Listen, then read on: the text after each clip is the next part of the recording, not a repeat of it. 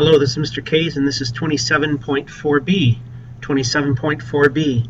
We discussed the British entering India and taking over and using that as a colony for raw materials and then a market for finished goods. And you see a picture here of a soldier that is living the life of Riley. A huge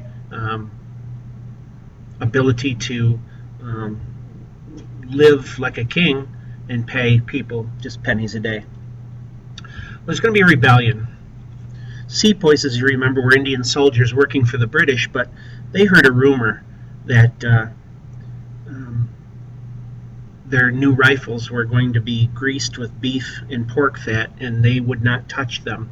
They revolted in 1857, a year-long revolt by Indian soldiers over racist attitudes and rumors of rifles being greased with beef and pork fat.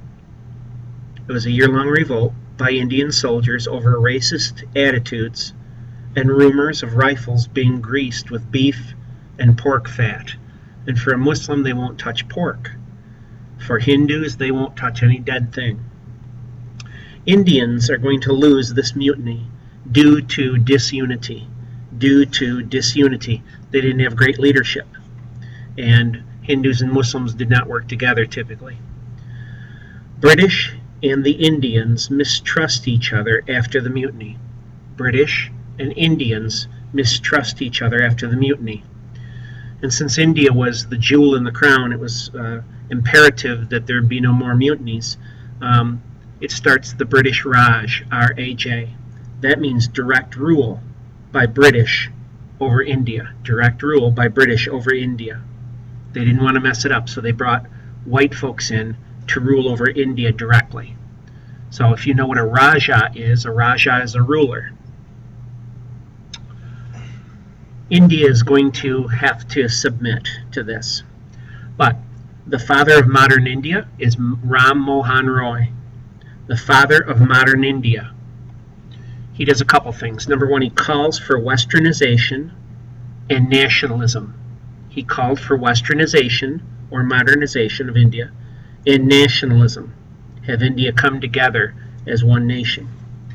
He advocated or wanted a ban on child marriages and the caste system. He thought it kept Hindus apart from each other. So he advocated a ban on child marriages and the caste system. Two groups that we're going to see, nationalist groups. One is the Indian National Congress. It should be national, not nation. So put an AL at the end of nation. National Congress in 1855, it was dominated by the Hindus. Dominated by the Hindus.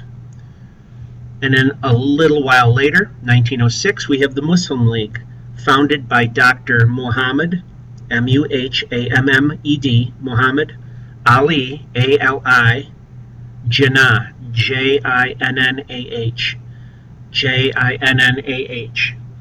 So we're seeing Indian nationalism starting to grow, even though Britain is ruling over it.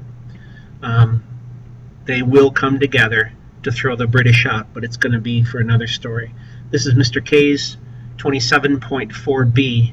See you later. Bye.